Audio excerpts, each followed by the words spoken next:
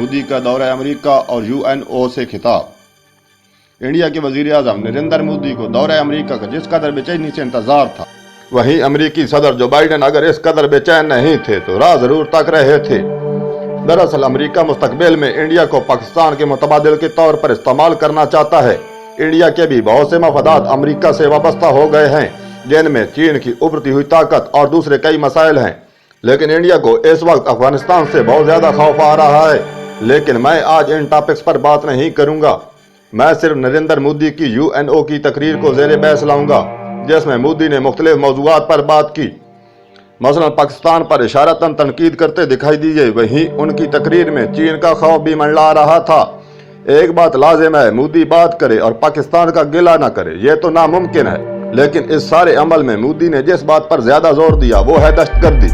مودی کی باتیں سن کر مجھے پنجابی کی کہاوت یاد آ گئی، چور چکا چودھری لنڈی رن پردھان، یعنی کہ ایک دہشت گرد دہشت گردی پر بھاشن دے رہا تھا۔